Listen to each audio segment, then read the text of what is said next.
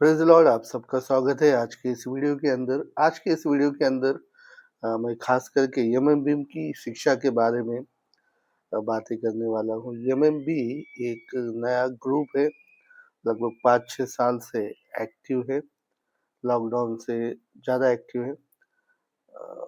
और हाल ही में साल भर में इन्होंने शॉर्ट टर्म बाइबल कॉलेज नाम का एक 5 दिन का या 7 दिन का सेशन चालू किया है, जिसे उन्होंने बाइबल कॉलेज नाम दिया है।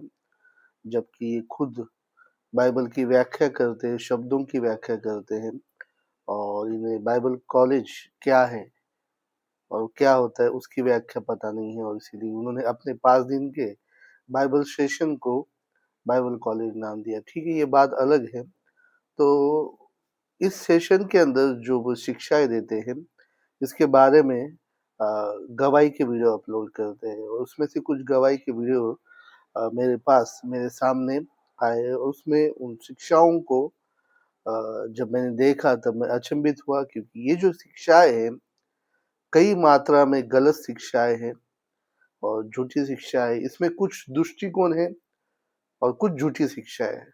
तो झूठी शिक्षाओं को यदि हम कहेंगे तो बाइबल आधारित नहीं होती हैं, और वचन का विपर्यास किया गया होता है, या बाइबल के थियोलॉजिकल जो टर्म्स होते हैं उसका विपर्यास किया गया होता है, या उसके विपरीत होते हैं, उसे हम झूठी शिक्षाएँ कहते हैं। जो कि कल्ट ज़्यादातर देते हैं, और कुछ संप्रदाय भी इसके अंदर शामिल हैं।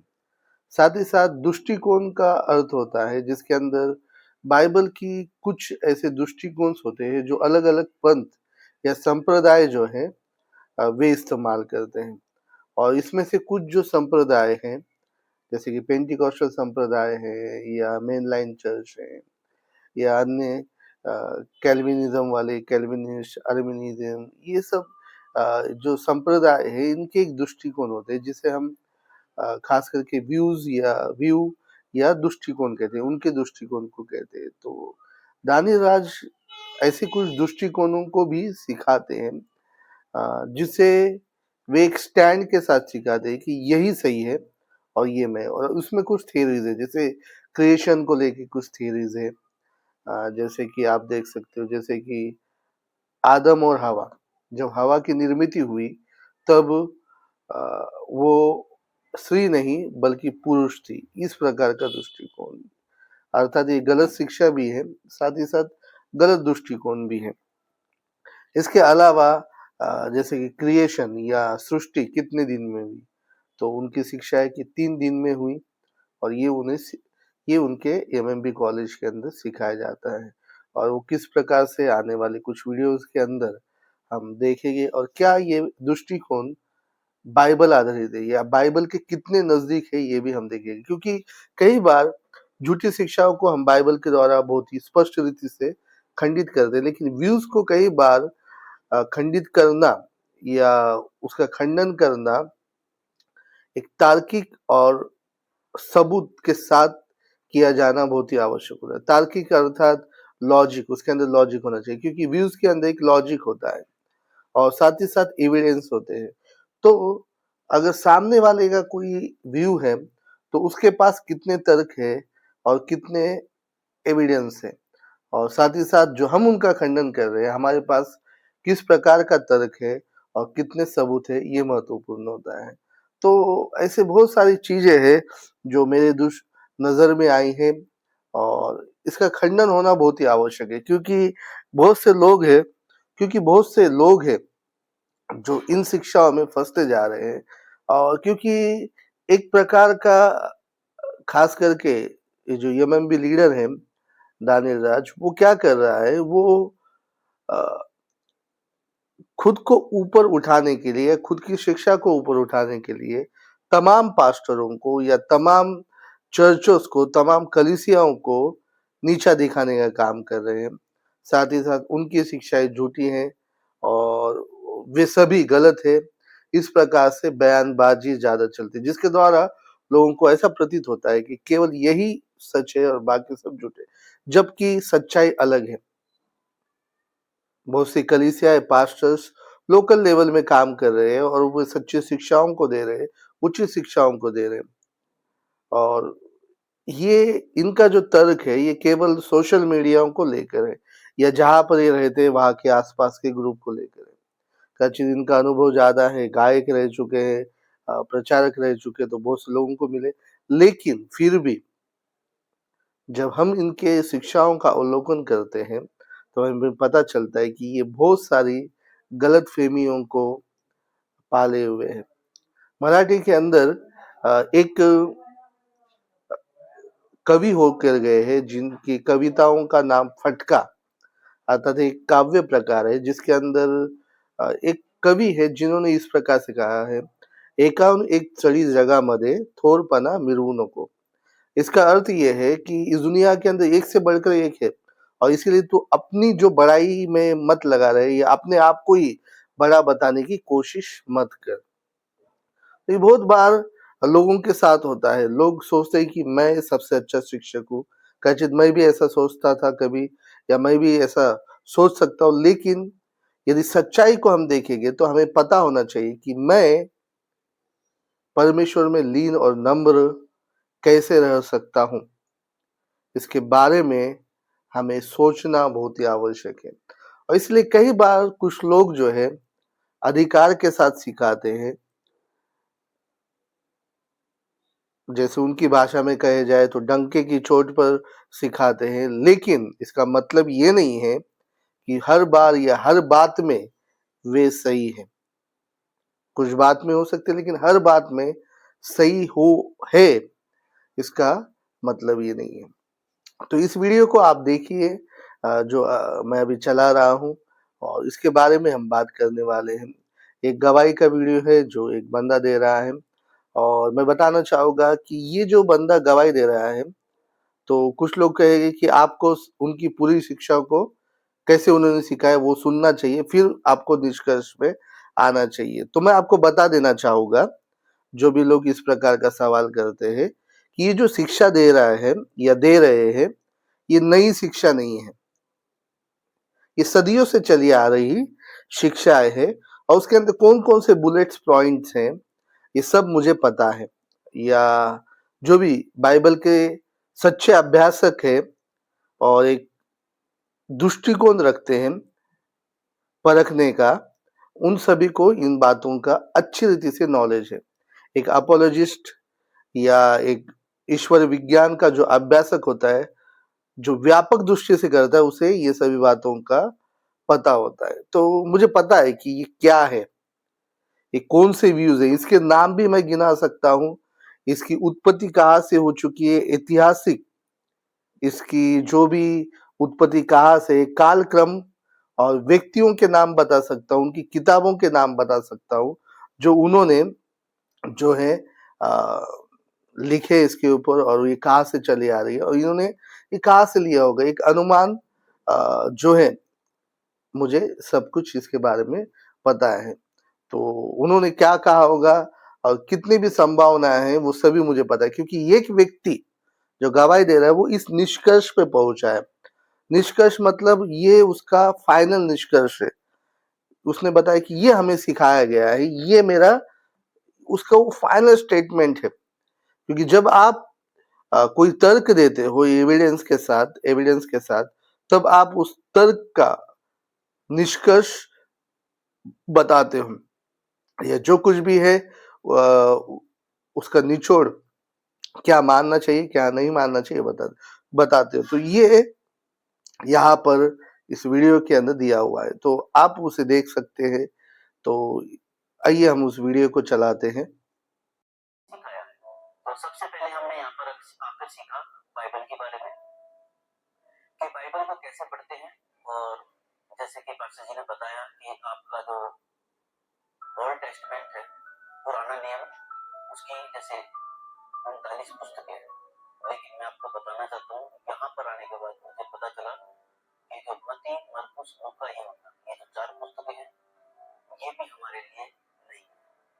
और ये जो पुस्तकें हैं ओनली फॉर ज्यूस, यहूदियों के लिए, क्योंकि उसमें आप पढ़ेंगे तो साफ लिखा है कि प्रभु यीशु मसीह आया भी यहूदियों के लिए ही था, लेकिन बाद में पौलुस जैसे आया और पौलुस ने फिर यहूदियों ने पौलुस को प्रभु यीशु मसीह को इनकार किया सुनना, तो इसीलिए फिर पौलुस अन्य जातियों की तरफ रुख किया। तो यही मेरा कहना है कि पहले दिन हमने बाइबल में ये सीखा कि बाइबल को कैसे पढ़ते हैं और वचन को कैसे पढ़ते हैं। अभी जैसे मैंने आपको बताया कि 45 पुस्तकें नहीं है, 43 पुस्तकें। तो ये जो शिक्षा है, इस शिक्षा का नाम मैं आपको सबसे पहले बताना चाहूंगा। इस शिक्षा का नाम है हाइपर डिस्पेंसेशनलिज्म। हाइपर डिस्पेंसेशनलिज्म मतलब बाइबल के विभाजन को हाइपर रीति से, मतलब अति या अतिवादी जिसे हम कहते हैं, अतिवादी रीति से उसके सेशन को करना, जिसके द्वारा जो है बताना कि बाइबल जो है, या बाइबल में खास करके नया नियम जो है, नए नियम में बहुत सी किताबें जो है ये मसीहों के लिए नहीं बल्कि केवल यहूदियों के लिए है। हाइपर डिस्पेंशनलिज्म कहा जाता है। तो यहाँ पर आप इस वीडियो में देखते हो कि ये जो बंदा है, ये जो भाई है, ये कह रहा है कि हमें ये सिखाया गया है कि बाइबल के अंदर, जो पुराने नियम के अंदर 39 किताबें नहीं है बल्कि 43 किताबें हैं। तो 43 किताबों का जो कैलकुलेशन ये किस प्रकार से कर रहे हैं, क्योंकि ऑलरेडी हम सबको पता है पुराने नियम के अंदर जो, जिसे पुरानी वाचा भी कहा जाता है, मराठी में जुना करार कहा जाता है, मतलब पुराने नियम के अंदर जो 39 किताबें हैं उत्पत्ति से लेकर मलाकी तक, तो ये 39 किताबें ही नहीं है बल्कि इसमें और 4 किताबें ऐड है, क्योंकि यदि 39 में आप 4 ऐड करोगे तो 43 हो गए। तो वो 43 किताबों के अंदर जो एडेड 4 किताबें कौन सी हैं, तो है मत्ते, मार्क, लूक और यूहान। तो ये भाई कह रहे हैं कि ये जो किताबें है केवल ये हमारे लिए नहीं, अर्थात मसीहों के लिए नहीं है, वो केवल यहूदियों के लिए है। तो ये जो सिद्धांत यहाँ पर ये बता रहे हैं, इसे हाइपर डिस्पेंसेशनलिज्म कहते हैं। तो ये जो हाइपर डिस्पेंसेशनलिज्म है, इसमें ये सिखाया जाता है कि यीशु की जो शिक्षाएं है ये केवल यहूदियों के लिए थी, और जो 4 किताबें जो यूहन्ना, मत्ती से लेकर यूहन्ना सुसमाचार की किताब, वे केवल यहूदी के लिए थी। और कुछ जो इस मत के या इस सिद्धांत के जो प्रचारक रहे हैं पुराने, उन्होंने ये भी सिखाया है कि प्रेरितों के काम 9वीं अध्याय तक के आगे का भाग या 9वीं अध्याय तक के पिछला भाग है जो यहूदियों के लिए है, और फिर उसके बाद का जो भाग है वो अन्य जातियों के लिए है। कुछ लोग ऐसा भी सिखाते हैं कि जो नया नियम या कलीसिया का युग जो है वो प्रेरितों के काम से नहीं बल्कि प्रेरितों के काम उसके 28वीं अध्याय से आरंभ होता है, जब पौलुस रोम के अंदर गया।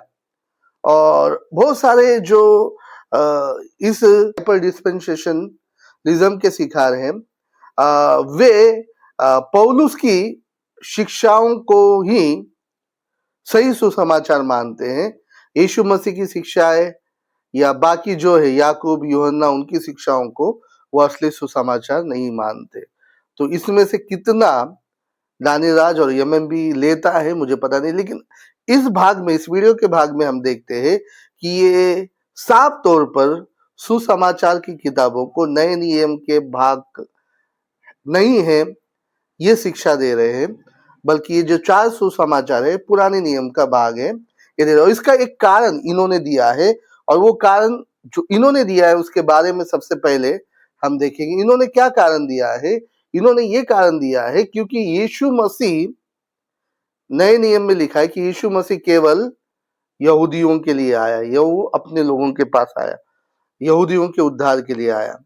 और फिर दूसरा कारण इन्होंने दिया क्यों अन्य जातियों का उद्धार हुआ है, क्योंकि पौलुस ने कहा है कि यहूदियों ने इनकार किया और इसीलिए अन्य जातियों को सुसमाचार सुनाया गया और उनका उद्धार हुआ। तो ये जो है एक मिस इंटरप्रेशन जिसे हम कहते हैं, बाइबल की गलत व्याख्या करना है या वचनों की गलत व्याख्या करना है। तो सबसे पहले हम देखेंगे क्या यीशु मसीह केवल यहूदियों के लिए आया। तो बाइबल जब आप पढ़ते हो आपको पता होना चाहिए कि परमेश्वर की योजना जो है वो केवल यहूदियों के लिए नहीं है, बल्कि नहीं थी, बल्कि समस्त मानव जाति के लिए थी। और ये बाइबल में उत्पत्ति से लेकर प्रकाशित वाक्य तक बार बार बताया गया है, बार बार बताया गया है। उदाहरण के तौर पर जब स्त्री को परमेश्वर ने शाप दिया तब उसने वहां पर मसीहा की भविष्यवाणी की और उसे स्त्री की संतान कहा, और उसे उसने किस प्रकार से कहा कि वह तेरे तू उसके एड़ी को डसेगा और वह तेरे सर को कुचलेगा। तो स्त्री की जो संतान यहाँ पर बताई गई है वो स्त्री की संतान पौलुस गलातियों की पत्री के अंदर कहता है कि उस स्त्री की संतान जो है वो यीशु मसीह है। तो पौलुस ही खुद उत्पत्ति किताब का समर्थन कर रहा है, और ये स्त्री की संतान वहां पर जो अभिवचन दिया है यहूदियों के लिए नहीं दिया गया है, बल्कि स्त्री के अंदर सभी मानव जाति के लिए वह अभिवचन दिया गया है कि शैतान और उसकी सामर्थ को जो भी प्रभाव उसके द्वारा हुआ है, मनुष्य का पुत्र अर्थात स्त्री की संतान प्रभु यीशु मसीह कुचलने वाला है, जो उसने क्रूस के ऊपर किया है। कल इसी किताब में हम पढ़ते हैं कि उसने उसका खुल्लम खुल्ला तमाशा किया है। तो जब आप बाइबल पढ़ते हो, अब्राहम को जब परमेश्वर ने चुना तब उससे कहा उत्पत्ति 12वीं अध्याय में कि तेरे संतान के द्वारा मैं सभी मानव जातियों को या पृथ्वी के सभी जातियों को, सभी राष्ट्रों को आशीषित करूंगा, जिससे गलातियों की पत्री के अंदर पौलुस फिर से एक बार उल्लेखित करता है। वो कहता है अब्राहम के संतान कौन है? यीशु मसीह, जिसके द्वारा परमेश्वर ने सभी अन्य जातियों को भी क्या किया है? आशीषित किया। तो ध्यान दीजिए क्यों यीशु मसीह, जो वाक्य इन्होंने इस्तेमाल किया मैं उसे फिर से एक बार दोहराना चाहूंगा। इन्होंने इस प्रकार से वाक्य इस्तेमाल किया है कि यीशु मसीह यहूदियों के पास आया। तो ध्यान दीजिए यहूदियों के पास गया या आया नहीं है, बल्कि यहूदियों में से आया, और ये बहुत ही आवश्यक था। क्यों आवश्यक था? क्योंकि उद्धारकर्ता या मसीहा की जो भविष्यवाणी है और जो अभिवचन है वो यहूदियों को मिला था। अनुवाद की किताब या व्यवस्थापन की किताब में हम पढ़ते हैं जब मूसा मृत्यु की कगार पे था या वो उसका अंत समय आया हुआ था, परमेश्वर ने उस पर रिवील किया था, इसलिए उसने व्यवस्था विवरण के अंदर अपने अंतिम उपदेश दिया और उसके अंदर उसने कहा कि परमेश्वर तुम्हारे बीच में मेरे समान भविष्यवक्ता उत्पन्न करेगा। परमेश्वर ने, जैसे मैंने पहले बताया, अब्राहम को दिया कि तेरी संतान के द्वारा राष्ट्र, सभी पृथ्वी पर के सभी राष्ट्रों को वो आशीषित करने वाला है। मूसा के द्वारा इजरायलियों को अभिवचन दिया कि भविष्यवक्ता आएगा जो उसके समान होगा, जो यीशु मसीह के लिए भविष्यवाणी है। परमेश्वर ने दाऊद को अभिवचन दिया कि तेरे सिंहासन को कभी भी मैं ढलने नहीं दूंगा, और उसकी संतान जो है हमेशा के लिए क्या करेगी? इजराइल पर राज करेगी। तो यीशु मसीह वो राजा है। हम सभी मसीह सिद्धांत के अंदर, मसीह यीशु संबंधी सिद्धांत के अंदर जानते कि यीशु मसीह वो भविष्यवक्ता है। अब ये सभी अभिवचन जो है अन्य जातियों को नहीं दिए गए हैं डायरेक्टली मसीहा के आने के बारे में, क्योंकि ये चुना हुआ राष्ट्र है और परमेश्वर इन्हें चुनता है ताकि अपनी योजना इनके द्वारा पूरे जगत में फैलाए। तो यहाँ पर हम क्या देखते हैं, इसीलिए क्योंकि दाऊद के, ईशाय के अंकुर फूटेगा या इस दाऊद का जो पुत्र होगा, ये बाइबल के अंदर दिया गया, अब्राहम का पुत्र होगा, दाऊद का पुत्र होगा। तो ये जो अभिवचन है, यदि इसे पूरा होना है, यीशु ही मसीहा है, यदि ये पूरा होना है तो उसका दाऊद की संतान के रूप में, अब्राहम की संतान के रूप में, स्त्री की संतान के रूप में जन्म होना बहुत ही जरूरी। स्त्री की संतान के रूप में इस सारे मानव जाति के लिए है, उसमें सभी जाति आई, सभी राष्ट्र आई। अब्राहम की संतान अर्थात इजराइल, जिसके द्वारा परमेश्वर सारे जगत को फिर से एकत्रित करने वाला है, जो अब्राहम के द्वारा, संतान के द्वारा सभी राष्ट्रों को वो आशीष करने वाला है। और हम देखते हैं कि अभिवचन इज़राइल को दिया गया था मूसा के द्वारा, परमेश्वर ने दाऊद पे रिवील किया, फिर उसके बाद दानियल और अनेक भविष्यवक्ताओं के द्वारा, यशायाह खास करके जिसके अंदर कुंवारी जन गर्भवती होगी और जैसे कि यहूदा के गोत्र से जन्मेगा। बाइबल के अंदर बहुत सारी भविष्यवाणियां हैं और उसके सभी भविष्यवाणी, तो ये भविष्यवाणी यदि पूरी होती है और यीशु ही मसीहा, यदि ये समझना है तो ये यहूदियों के अंदर से जन्म लेना ही आवश्यक है, तभी वो हमारा मसीहा होता है, तभी वो हमारा उद्धार करता होता है, इसके लिए, इसके अलावा नहीं। और इसीलिए उसका जन्म यहूदियों में हुआ, इसीलिए कहा गया है कि वो अपने लोगों के पास आया या अपने लोगों में आया। इसलिए नहीं कि यीशु केवल उनके लिए था, बल्कि ये परमेश्वर की योजना थी कि यीशु मसीह के अंदर सभी का उद्धार हो। लेकिन परमेश्वर की योजना ये भी थी कि एक चुना हुआ वंश जिसके द्वारा उसका इस पृथ्वी पे जन्म हो, और वो वंश था यहूदी वंश, और यही कारण है, इसके अलावा कुछ कारण नहीं है। तो उद्धार जो है, जब आप बाइबल पढ़ते हो, एक व्यक्ति के लिए या एक गोत्र के लिए नहीं था। यूहन्ना 3:16, परमेश्वर ने जगत से ऐसा प्रेम किया, कहा गया है। जब यूहन्ना ने यीशु को देखा, उसने कहा, देखो जगत के पाप को ढाने वाला परमेश्वर का मेमना। बाइबल के अंदर ऐसे अनेक वचन हैं जिसके अंदर पूरे मानव जाति के लिए उद्धार है बताया गया है। प्रकाशित वाक्य 7:9, वहां पर हम देखते हैं हर भाषा, हर कुल, हर जाति और हर प्रजा के लोग वहां पर हमें दिखाई देते हैं। यूहन्ना 3:16 जैसे मैंने अभी रिसाइट किया, और पहली तिमोथी 2:4 के अंदर भी लिखा है कि परमेश्वर चाहता है कि सभी मनुष्य का उद्धार हो। तो ध्यान दीजिए, स्लाइटली थोड़ा बहुत कैल्विनिज्म के समान ये ध्यानीराज सिखा रहा है, लेकिन कैल्विनिज्म सभी को चुने हुए बताते हैं, सभी राष्ट्रों या गोत्रों में से चुने हुए बताते हैं, इलेक्टेड सेलेक्टेड बताते हैं।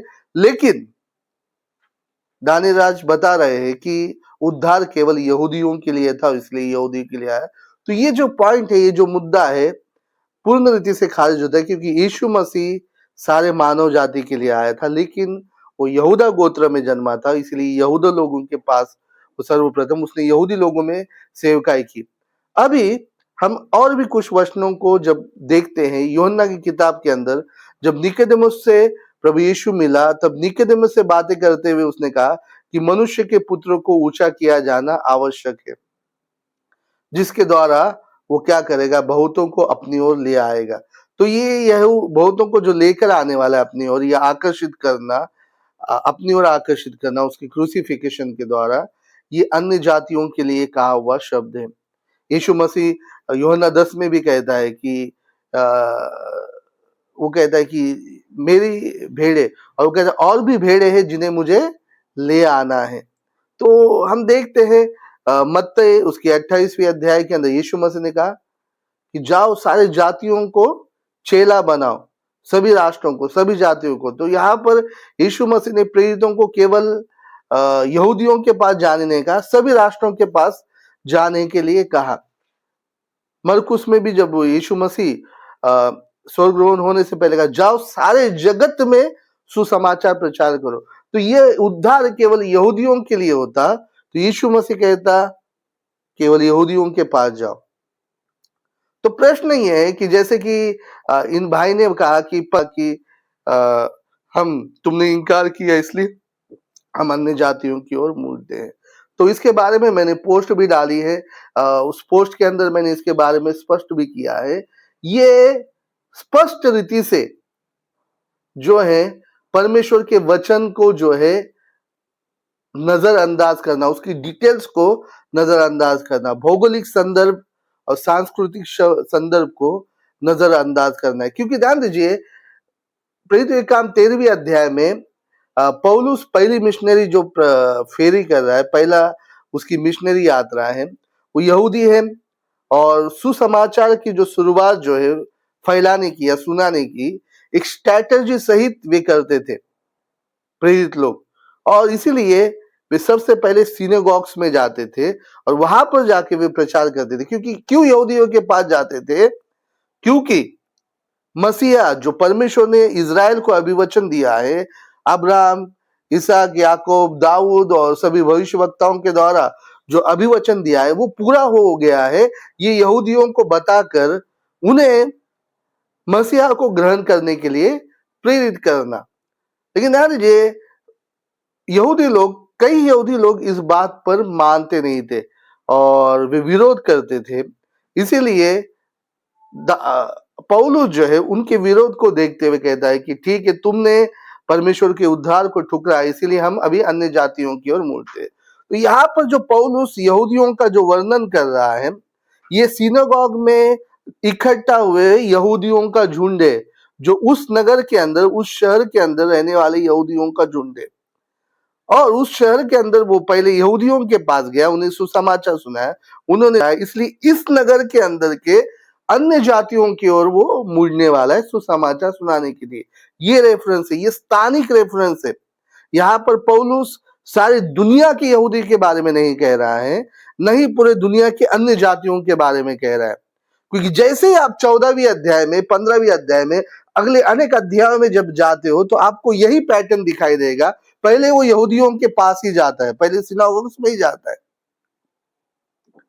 तो मुझे बताइए, यदि पौलुस यहाँ पर कथन कर रहा है 13वीं अध्याय 46 वचन में प्रेरित काम कि तुमने ठुकरा इसलिए हम अन्य जातियों के मुड़ते हैं, तो नेक्स्ट शहर के अंदर वो डायरेक्ट अन्य जातियों के पास जाना चाहिए, यहूदियों के पास नहीं जाना चाहिए, लेकिन यहूदियों के पास गया। तो यहाँ पर वचन का जो व्याख्या करने का जो तंत्र है, दानियल राज की शिक्षाओं का, एमएमबी के शॉर्ट बाइबल जो भी है उनका, सेशंस, कॉलेज तो मैं नहीं कहता क्योंकि वो कैटेगरी में ही नहीं आता है कॉलेज के। तो इस माइंड वॉश कॉलेज के अंदर जो सिखाया जा रहा है वो इस प्रकार से गलत सिखाया जा रहा है, संदर्भ से बाहर सिखाया जा रहा है। मैंने कई बार दानियल राज के वीडियोस में देखा है कि ये बोलते कब, कहा, कैसे, कब, इन प्रश्नों की ओर ध्यान दो, 6 वॉट और 1 इंच, इस प्रकार का।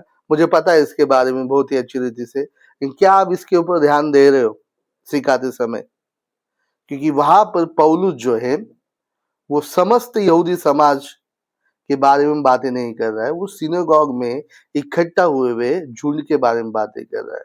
और इसीलिए जब वो नेक्स्ट शहर में जाता है, यहूदियों को पहला प्रचार करता है, फिर उसके बाद हेलेनियों को या अन्य जातियों को। तो ये एक सुविधा, एक स्ट्रैटेजी है उनकी सुसमाचार सुनाने के लिए।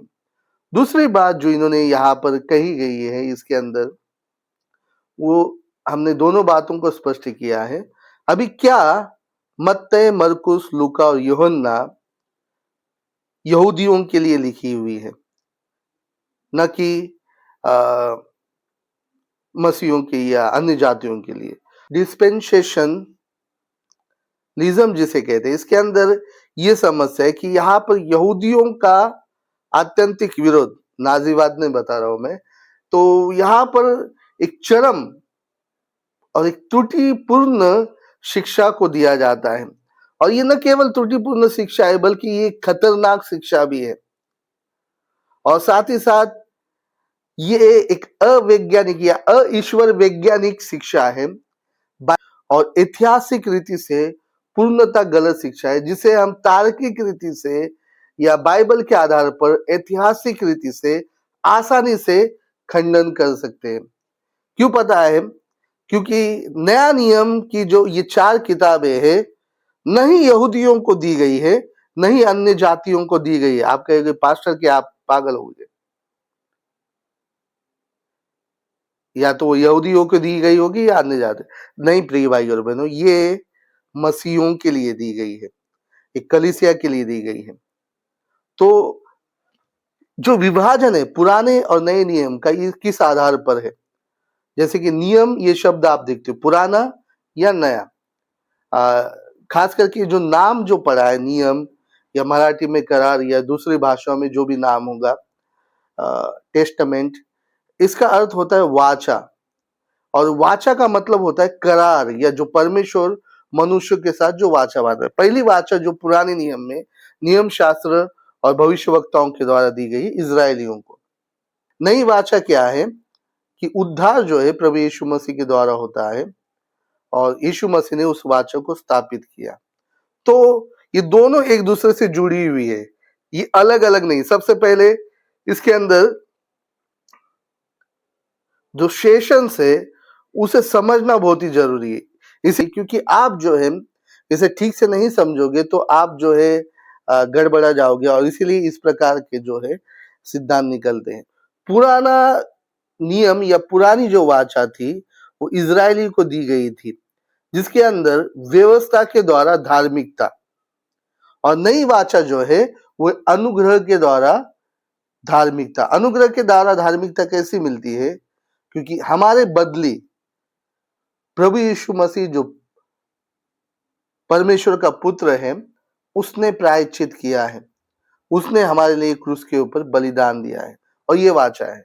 तो जो मत्ते, मरकुस, लूक और यूहान है, यूहन्ना की जो किताबें हैं वो सुसमाचार की किताबें हैं, और ये सुसमाचार की किताबें क्या बयां करती है?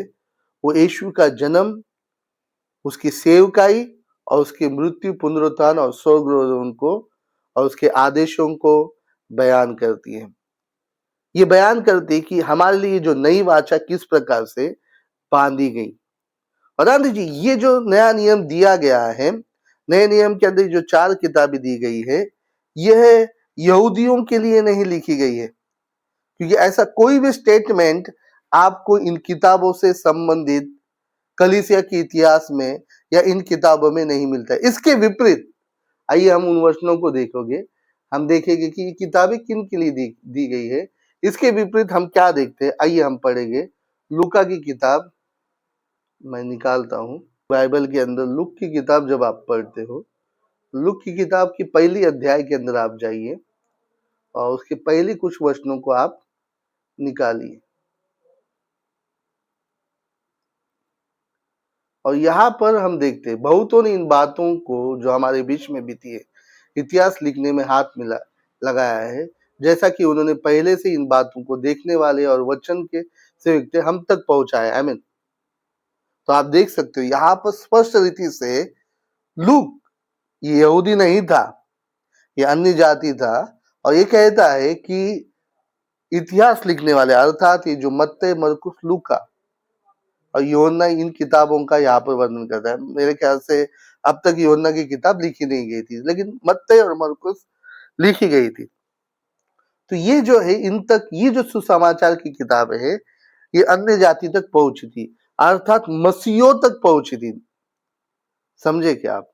ये यहूदियों के लिए नहीं लिखी गई बल्कि मसीहों के लिए लिखी गई, क्योंकि मसीहों ने यीशु को ग्रहण किया। जब प्रेरितों ने सुसमाचार सुनाना आरंभ किया दूसरे अध्याय में, 3000 लोग उद्धार पाए। उसके बाद 5000 लोग उद्धार पाए यरूशलेम में, फिर उसके बाद गलील में, सामरिया में, और पूरे दुनिया के कोने कोने में सुसमाचार फैलाया गया। और तब यीशु मसीह ने हमारे लिए क्या किया, किस प्रकार से उसने सेवकाई की, किस उपदेशों को उसने दिया, कैसे क्रूस मारा गया, गाड़ा गया, तीसरे दिन जी उठा, ये वृत्तांत उन तक पहुंचना बहुत ही जरूरी था, और वो अच्छी रीति से पहुंचना जरूरी था। और इसीलिए ये किताबें लिखी गई। ये स्पष्ट रीति से लूक यहाँ पर कह रहा है, लूक यहाँ पर बता रहा है कि ये स्पष्ट रीति से यहाँ पर लिखा गया है। ये किन के लिए लिखा गया है? यहूदियों के लिए नहीं, ये मसीहों के लिए लिखा गया है, जिन्होंने यीशु को ग्रहण किया, जिनका उद्धार हुआ है। ये जो चर्च फैलाई है, चर्च के लिए ये लिखा गया है। इसीलिए वो कह रहे, इसीलिए श्रीमान थियोफिलुस यहूदी नहीं है, ये एक प्रधान है। मुझे उचित मालूम हुआ कि इन सब बातों का संपूर्ण हाल आरंभ से ठीक ठीक जांच कर कर उन्हें तेरे लिए क्रमानुसार लिखूं, कि तू ये जान ले कि वे बातें जिनकी तूने शिक्षा पाई है वे कैसी अटल है। तो आप यहाँ पर स्पष्ट रूपरेखा को देखते हो।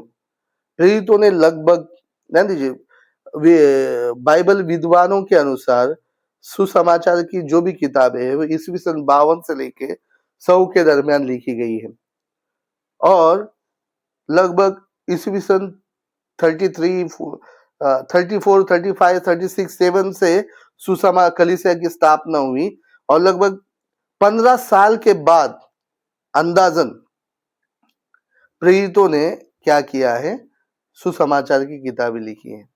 तो ये यहूदियों के लिए या अन्य जाति नहीं बल्कि मसीहों के लिए लिखी गई है, जो कलीसिया का भाग थे, और इसमें यहूदी भी थे और अन्य जाति भी थे। लेकिन ये अब यहूदी न तो ये अभी यहूदी थे, न ही अन्य जाति थे, बल्कि ये अभी यीशु मसीह के अनुयायी थे, और इसीलिए ये किताबें जो है यीशु मसीह के अनुयायी के लिए दी गई। और ये इसका सबूत, सबसे बड़ा सबूत यही है, लूका की किताब। अभी रही बात प्रेरितों के कामों के अंदर कि ध्यान दीजिए, ये जो हाइपर सस्पेंशन सेशन वाले जो लोग होते हैं, ये लूका प्रेरितों के काम को भी यहूदियों के लिए लिखी है आदि करके बताते हैं। तो यहाँ पर जब आप पहली अध्याय में इसमें भी देखते हैं, तो फिर से एक बार वो कहते हैं, हे थियोफिलुस, मैंने पहली पुस्तिका उन सब बातों के विषय में लिखी जो यीशु आरंभ से करता और सिखाता रहा। ध्यानपूर्वक। और उस दिन जब तक वो उन प्रेरितों को जिन्हें उसने चुना था पवित्र आत्मा के द्वारा आज्ञा देकर उठाया न गया, उसने दुख उठाने के बाद बहुत से पक्के प्रमाणों से अपने आप को जीवित दिखाया। और फिर वो कहता है कि ये किताब क्या किया है, मैंने क्या किए हैं।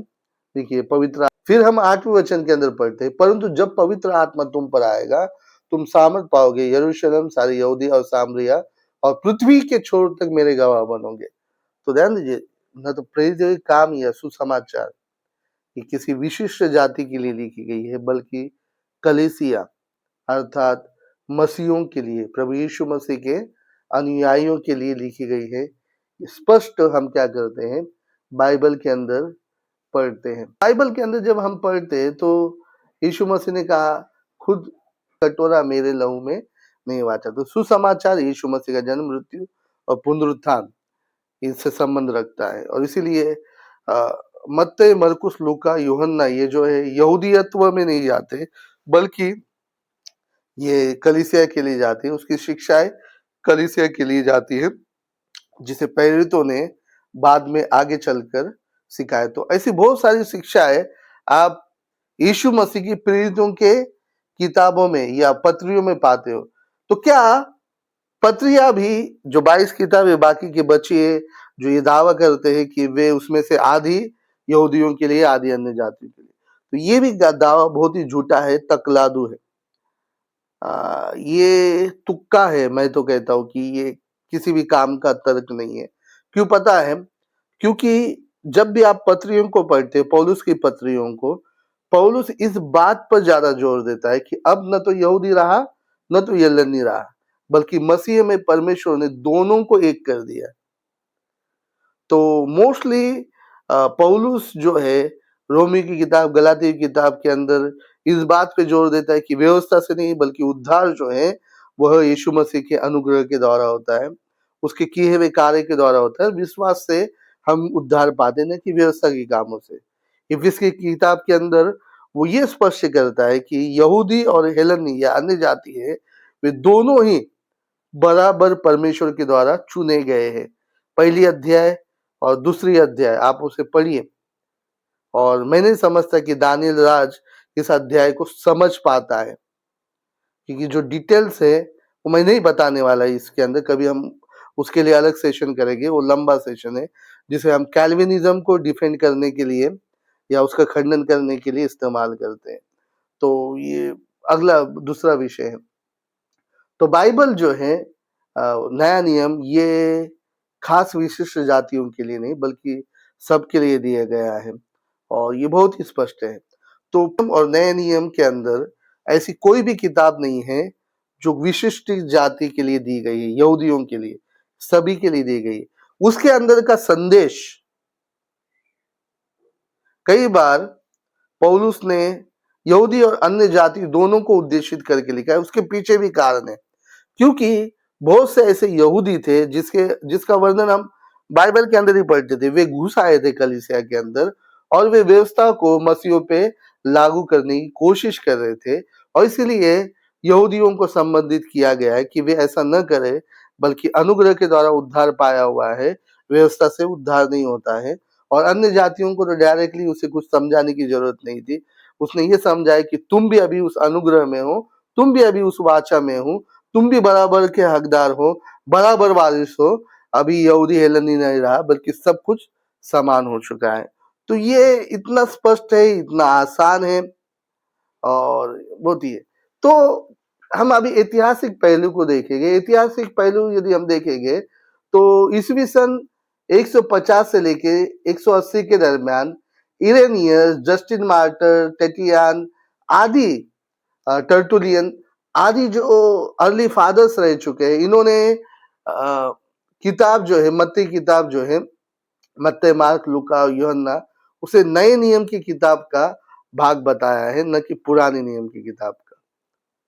तो नए नियम का जब कैनन बनाना था तब उन्होंने मत्ती, मार्क, लूक, यूहन्ना को छोड़ नहीं दिया, बल्कि नए नियम के अंदर उसे क्या किया, समाविष्ट किया।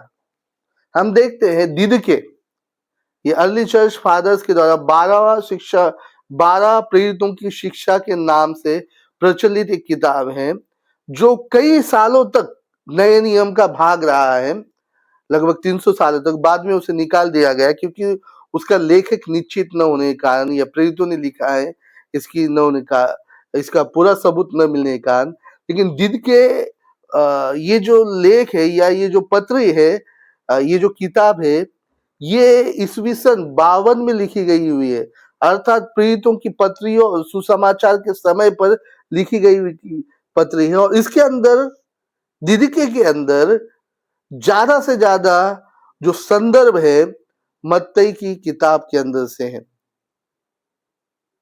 और क्या सबूत चाहिए?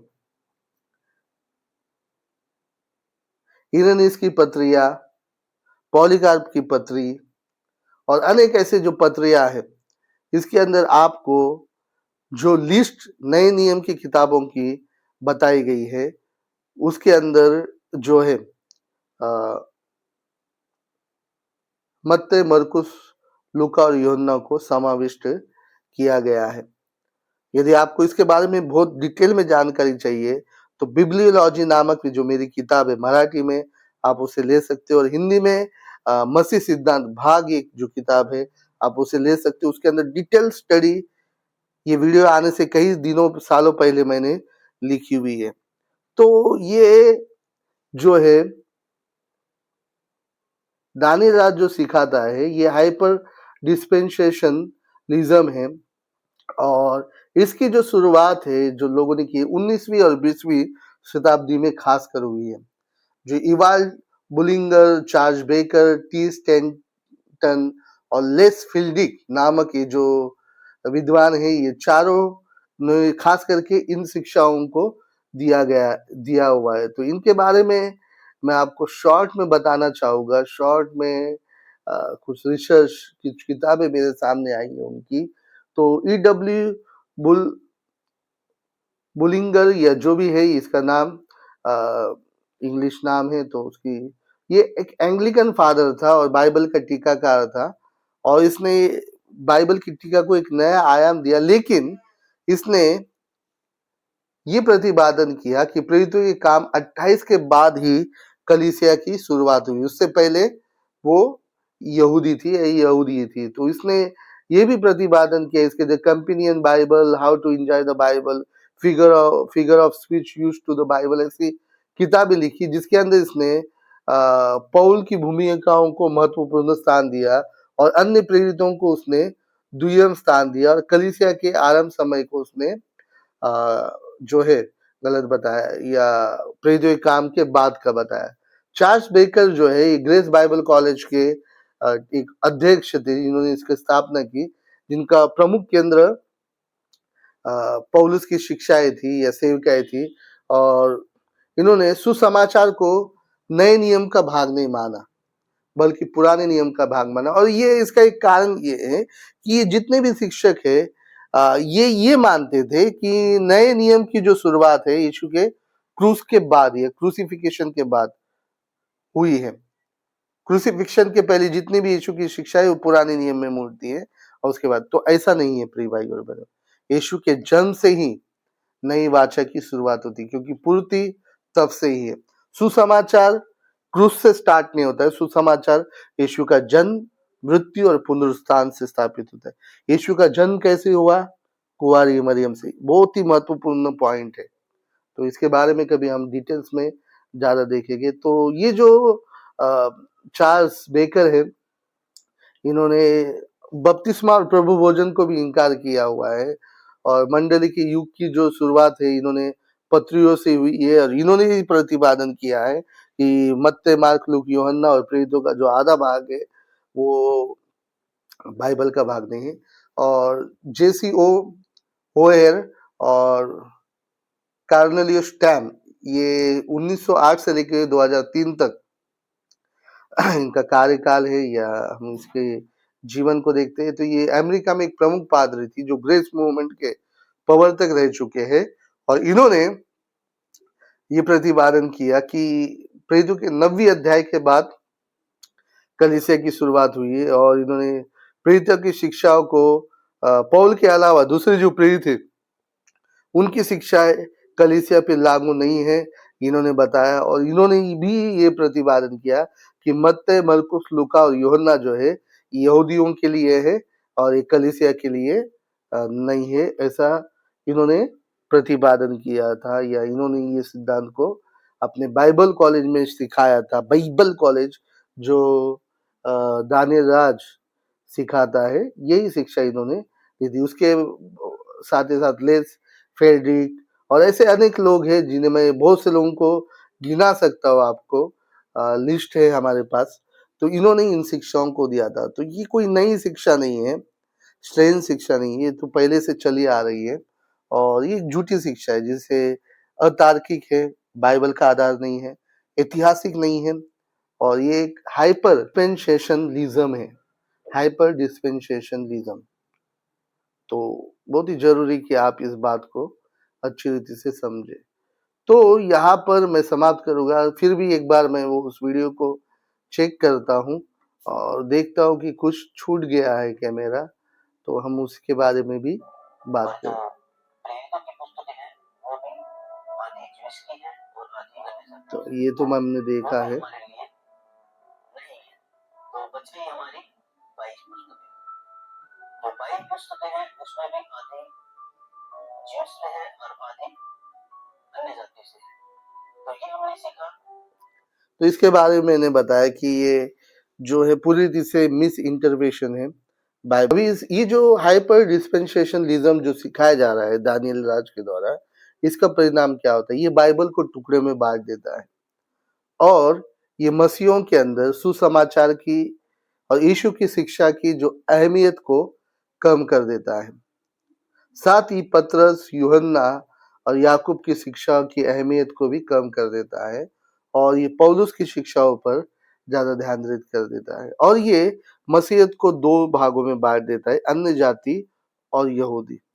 और इसके वजह से क्या होता है कि अन्य जाति जो मसीह है वे अपने आप को कम समझने लगते, कम आंकने लगते हैं। तो ये पूर्णतः गलत शिक्षा है, ऐसी शिक्षा में मत पड़िए। यदि आप एमएमबी बाइबल सेशन के अंदर गए हो और मेरा वीडियो आप तक पहुंचा है तो मैं आपको बताना चाहूँगा, आप इस कल्ट से बाहर आइए, ऐसे गलत शिक्षाओं से बाहर आइए और बाइबल को अपने नज़रिए से पढ़िए, किताबें पढ़िए, असली बाइबल कॉलेज में जाइए। खास करके 3 साल, 2 साल, 4 साल का जो होता है ना असली बाइबल कॉलेज, वो जो लोग गवाही देते हैं ना कि हम लोग 3 साल के किए, वो तो नींद ले रहे होंगे उनके बाइबल कॉलेज में।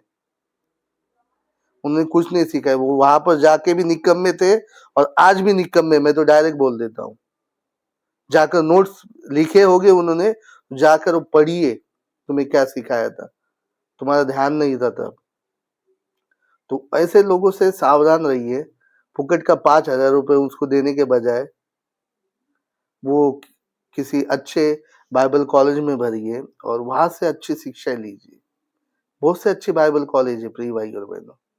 ये फुकट की तुक्केबाजी में मत जाइए जो दानियल राज कर रहा है ना, 5 दिन का बाइबल कॉलेज नहीं होता है 5 दिन का, वो सेशन से, वो आपके 5-6 सेशंस ले रहा है 5-6 विषयों के ऊपर, बस बाकी कुछ नहीं कर रहा है। उसमें भी आपको वो फूटा हुआ दूध पिला रहा है आधा। तो सावधान रहिए भाइयों। Praise the Lord. प्रभु आपको आशीष करे।